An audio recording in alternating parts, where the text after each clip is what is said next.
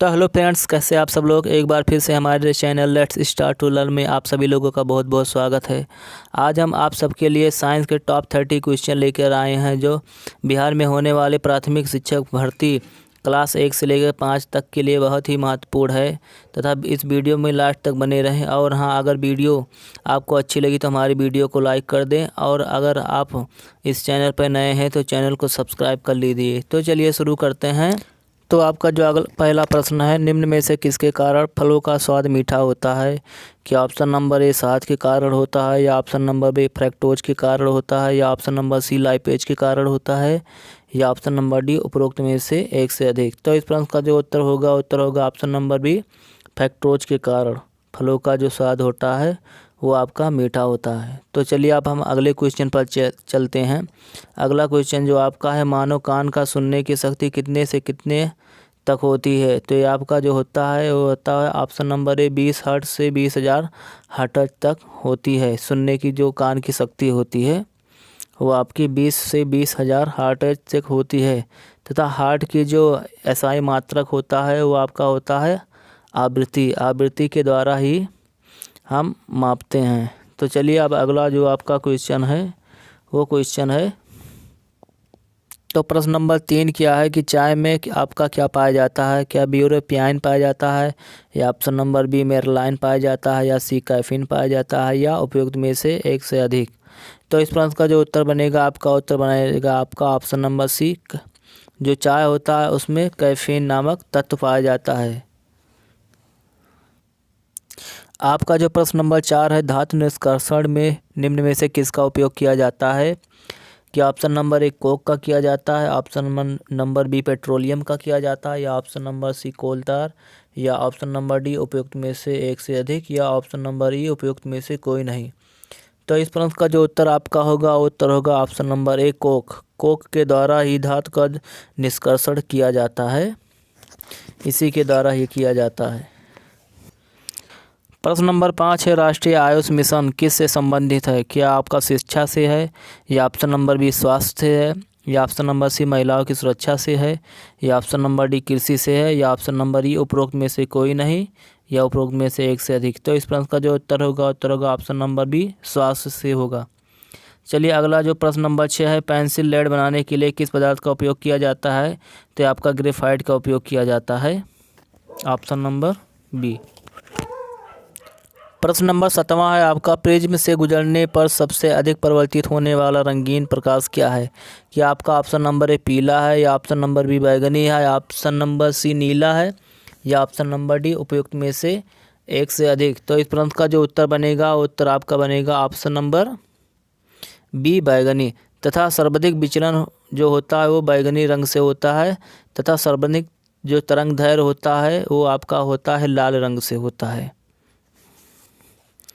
तो चलिए अब हम अगले क्वेश्चन पर चलते हैं। अगला जो आपका क्वेश्चन है वो क्वेश्चन है कि नाभिकीय ऊर्जा संयंत्र के रिएक्टर में ऊर्जा निम्न प्रक्रिया के माध्यम से उत्पन्न होता है। तो क्या नाभिकीय अवशोषण के उत्पन्न होता है, या नाभिकीय उत्सर्जन द्वारा उत्पन्न होता है, या ऑप्शन नंबर सी नाभिकीय विखंडन के कारण, या ऑप्शन नंबर डी उपरोक्त में से कोई नहीं, या उपरोक्त में से एक से अधिक। तो इस प्रश्न का जो उत्तर होगा ऑप्शन नंबर सी नाभिकीय विखंडन के कारण नाभिकीय ऊर्जा संयंत्र के रिएक्टर से ऊर्जा उत्पन्न होता है, ऑप्शन नंबर सी।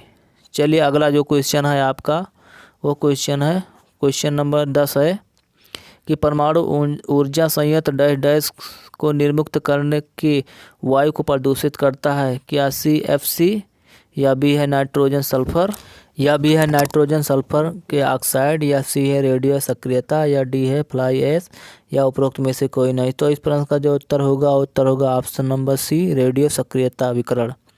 चलिए जो अगला आपका क्वेश्चन है ये क्वेश्चन है, निम्न में से कौन सा त्यौहार चंद्रमा से संबंधित है। क्या गुरु पूर्णिमा है, या बी दशहरा, या मुहर्रम है, या क्रिसमस है। तो इसका जो उत्तर होगा option number A Guru Purnima जो चंद्रमा से संबंधित त्यौहार है, ऑप्शन नंबर ए। चलिए अगला जो क्वेश्चन आपके, चंद्रमा की अवस्थाएं किसके द्वारा उत्पन्न होती है।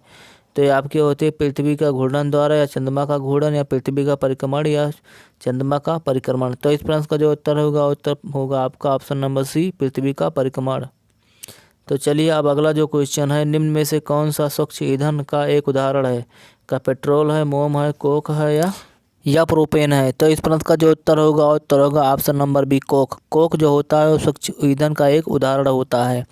तो चलिए अब अगला क्वेश्चन जो आपका है वो क्वेश्चन है क्वेश्चन नंबर जो 12 है। तो आपका जो क्वेश्चन निम्न में से कौन सा संपीड़ित प्राकृतिक गैस का घटक है?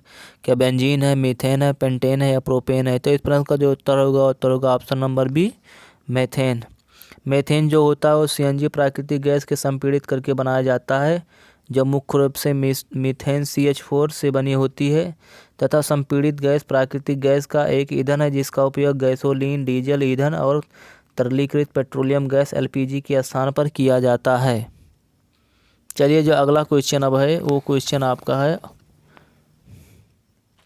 प्रश्न नंबर 13 है। निम्न में से कौन सा गैस मिथेनोजेन द्वारा निर्मित नहीं है? क्या ये आपका ऑक्सीजन है या option number B hydrogen sulphide है या सी है मीथेन या कार्बन डाइऑक्साइड? तो इस प्रश्न का जो उत्तर होगा option number B hydrogen sulphide. Hydrogen sulphide methane जैन सूक्ष्मजीव है। बड़ी मात्रा में मीथेन के साथ CO2 और H2O का उत्पादन करने के लिए मीथेन गैस सेलुलोज सामग्री का अवयव रूप से विकसित किया जाता है तथा सीवेज उपचार के दौरान अवायवीय कीचड़ के मिथेनाइजन ज़्यादातर पाए जाते हैं तथा बायोगैस CH4, CO2 और CO2 आदि ज्वलनशील का एक मिश्रण है जो माइक्रोबियल गतिविधि द्वारा संपादित किया जाता है, जिसे ईंधन के रूप में इस्तेमाल किया जा सकता है। प्रश्न नंबर 14 क्या कहता है कि जब आप बाहर खुले में हो और वहां तूफान आ जाए तो आपको क्या करना चाहिए? क्या ऑप्शन नंबर पहला एक पेड़ के नीचे शरण लेनी चाहिए या दूसरा एक बड़े खुले क्षेत्र में भाग जाना चाहिए या सी जमीन पर पलट मार कर बैठ जाना चाहिए या डी उपयुक्त में से एक से अधिक? तो इस प्रश्न का जो उत्तर होगा ऑप्शन नंबर सी जमीन पर पलथी मारकर बैठ जाना चाहिए। जब आप बाहर खुले में हो तो वहाँ तूफान आ जाए तो आपको ज़मीन में पलथी मारकर बैठ जाना चाहिए। जिसके प्रश्न नंबर 15 है कि किसी आपदा के समानता जोखिम शमन विधियां जैसे कि बाढ़ और बाढ़ अवरोधों के निर्माण के क्रियान्वयन में के माध्यम से संबोधित किया जाता है। तो क्या है? ऑप्शन नंबर ए बाढ़ है, तूफान है, जंगल की आग या भूकंप? तो इस प्रश्न का जो उत्तर होगा ऑप्शन नंबर ए बाढ़। तटबंधों और बाढ़ अवरोधों के निर्माण जैसे जोखिम शमन के तरीके सामान्यतः बाढ़ आपदा प्रबंधन से संबंधित होते हैं। ये उपाय भारी वर्षा या तेजी से बर्फ पिघलने की अवधि के दौरान नदियों और जल निकायों के अतिप्रवाह को नियंत्रित करने और रोकने के लिए अभिकल्पित किए गए हैं, जिससे संवेदनशील क्षेत्रों में बाढ़ का खतरा कम किया जा सके। तो अगला जो आपका क्वेश्चन है वो क्वेश्चन नंबर 16 है आपका कि भूकंप को मापने में उपयोग किए जाने वाले तीव्रता के पैमाने की सीमा क्या है? क्या ए 1 से 12 है, बी 1 से 7 है या सी 1 से 15 या डी 1 से 5? तो इस प्रश्न का जो उत्तर आपका होगा ऑप्शन ए 1 से 12 तथा भूकंप की जो तीव्रता को नापने के लिए उपकरणों का इस्तेमाल किया जाता है वो है आपका सिस्मोग्राफ तथा मार्कली स्केल का विकल्प गेसेस मार्कली ने किया था। स्केल 1 से 12 के बीच होता है। तो प्रश्न नंबर 17 आपका क्या कहता है कि निम्न में से कौन सा सुनामी का एक उदाहरण है? क्या ए एक निम्न स्खलन क्षेत्र से उत्पन्न हुआ भूकंप या बी तरंगों का उठना या सी हवा का प्रभाव या डी ज्वारीय बल? तो इसका जो उत्तर होगा आपका ऑप्शन नंबर ए एक निम्न स्खलन से उत्पन्न हुआ भूकंप, क्योंकि सुनामी एक बड़ी महासागर की लहर है जो समुद्र तल से अचानक गति के कारण होती है। यह अचानक गति एक भूकंप, एक शक्तिशाली ज्वालामुखी विस्फोट या एक पानी के नीचे भूस्खलन हो सकता है। बड़े उल्कापिंड के प्रभाव से भी सुनामी आ सकती है तथा अधिकांश सुनामी स्खलन क्षेत्र उत्पन्न भूकंप के कारण होता है। एक ऐसा क्षेत्र जहां एक महासागरीय प्लेट विवर्तन बलों द्वारा धकेला दिया जाता है। प्रश्न नंबर 18 है कि निम्न शब्दों पर विचार कीजिए। गड़गड़ा, सुनामी, बाढ़, भूकंप के क्या कारण हो सकते हैं? कि आपका ऑप्शन नंबर पहला ए और डी या दूसरा ए और बी या तीसरा केवल सी? तो इस प्रश्न का जो उत्तर होगा ऑप्शन नंबर ए और डी। प्रश्न नंबर 19 है तटीय आंध्र प्रदेश और उड़ीसा अक्सर किस कारण से प्राकृतिक आपदाओं का सामना करते हैं? क्या ऑप्शन नंबर पहला चक्रवात है या ऑप्शन नंबर दूसरा भूस्खलन या ऑप्शन नंबर सी है भूकंप या डी? तो इस प्रश्न का जो उत्तर होगा आपका ऑप्शन नंबर पहला चक्रवात। तथा तटीय आंध्र प्रदेश और उड़ीसा अक्सर चक्रवातों के कारण प्राकृतिक आपदाओं का सामना करते हैं। क्योंकि भारत प्राकृतिक खतरों खासकर भूकंप, बाढ़, सूखा, चक्रवात और भूस्खलन से प्रति अत्यधिक संवेदनशील है। 4 राज्य आंध्र प्रदेश, उड़ीसा, तमिलनाडु और पश्चिम बंगाल और एक केंद्र शासित प्रदेश पूर्वी तटों पर पांडुचेरी और पश्चिम तट से गुजरात राज्य चक्रवाती आपदाओं के लिए अधिक असुरक्षित हैं। प्रश्न नंबर 20वां है, सिस्मोग्राफ का उपयोग किसके लिए किया जाता है? तो क्या चक्रवात की गति मापने के लिए किया जाता है, भूकंप के मापने के लिए, या वर्षा मापने के लिए, या किसी धातु के क्षण को आवेश मापने के लिए? तो इस प्रश्न का जो उत्तर होगा ऑप्शन नंबर बी, भूकंप को मापने के लिए इसका प्रयोग किया जाता है। भूकंप पृथ्वी की सतह के प्रति मध्य से प्रसारित तरंग गति की ऊर्जा का एक रूप है। भूकंपों का रिकॉर्ड करने के लिए उपयोगी किए जाने वाले उपकरण को सिस्मोग्राफ के रूप में जाना जाता है तथा विश्व भर में भूकंपीय स्टेशनों का नेटवर्क हर दिन दर्जनों भूकंप रिकॉर्ड करता है तथा भूपट्टी के भीतर वह स्थान जहां भूकंप उत्पन्न होता है केंद्र कहलाता है। इसे भूकंपीय केंद्र भी कहा जाता है। प्रश्न नंबर 21 है, भूकंप के उद्गम स्थल को कहा जाता है? क्या ये अपर केंद्र कहते हैं, या फोकस कहते हैं, या भूकंपीय कहते हैं, या उपयुक्त में एक से अधिक? तो इस प्रश्न का जो उत्तर होगा आपका ऑप्शन नंबर ए, अपर केंद्र। अपर केंद्र पृथ्वी की पपड़ी पर भूकंप का केंद्र है। यह पृथ्वी की पपड़ी पर भूकंप के केंद्र के ठीक ऊपर स्थित होता है तथा भूकंपीय क्षेत्र, जिन क्षेत्रों में भूकंपीय गतिविधियां प्रमुख है उन्हें भूकंपीय क्षेत्र कहा जाता है।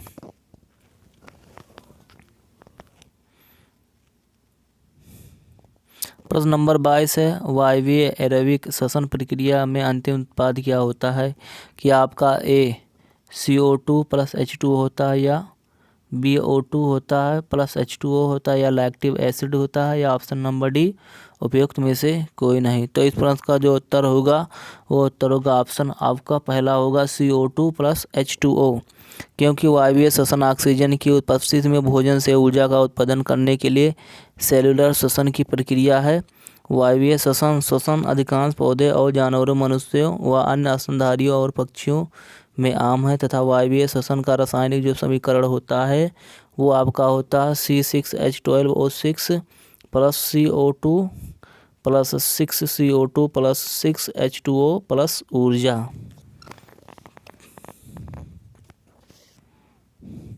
प्रश्न नंबर 23 आपका श्वसन की अभिक्रिया डैश डैश है? क्या ए ऊष्माशोषी ऑक्सीकरण अपक्रिया है, या ऊष्माक्षेपी ऑक्सीकरण अपक्रिया है, या ऊष्माक्षेपी अपचयन अपक्रिया है, या ऊष्माशोषी अपचयन अपक्रिया है? तो इस प्रश्न का जो उत्तर होगा ऑप्शन नंबर बी, ऊष्माक्षेपी ऑक्सीकरण अपक्रिया। क्योंकि ऊष्माक्षेपी अपक्रिया रासायनिक अपक्रिया होती है जो ऊष्मा या प्रकाश के रूप में ऊर्जा मुक्त करती है तथा ऊष्माशोषी जो अपक्रियाएं रासायनिक अपक्रियाएं होती हैं जो अपने परिवेश से ऊर्जा को अवशोषित करती हैं तथा श्वसन वह अपक्रिया है जिसके द्वारा किसी जीव की कोशिकाएं ऑक्सीजन और ग्लूकोज के संयोजन से ऊर्जा प्राप्त करती है और श्वसन के परिणाम स्वरूप कार्बन डाइऑक्साइड, जल और ऊर्जा निकालती है। प्रश्न नंबर 24 है, जब रक्त में CO2 सांद्रता बढ़ जाती है तो श्वसन डैश डैश हो जाता है? क्या ए उथला और धीमा हो जाता है, या धीमा और गहरा हो जाता है, या तेज और गहरा हो जाता है, या उपयुक्त में से एक से अधिक? तो इस प्रश्न का जो उत्तर होगा ऑप्शन नंबर सी, तेज और गहरा। क्योंकि जब रक्त में कार्बन डाइऑक्साइड की सांद्रता बढ़ जाती है तो हीमोग्लोबिन के संबंध के साथ बंधन के लिए कार्बन डाइऑक्साइड की बंधुता बढ़ जाती है और बोर प्रभाव हो जाता है तथा जिसमें कार्बन डाइऑक्साइड की उपस्थिति ऑक्सीजन के लिए हीमोग्लोबिन की बंधुता को कम कर देती है तथा कार्बन डाइऑक्साइड में वृद्धि श्वसन केंद्र को हाइपरटेंशन के परिणामस्वरूप उत्तेजित हो जाता है जिससे हाइपर वेंटिलेशन के दौरान सांस तेज हो जाती है अर्थात सांस तेज और गहरी हो जाती है। निम्न में से किस जलीय जंतु में गलफड़े नहीं होते हैं?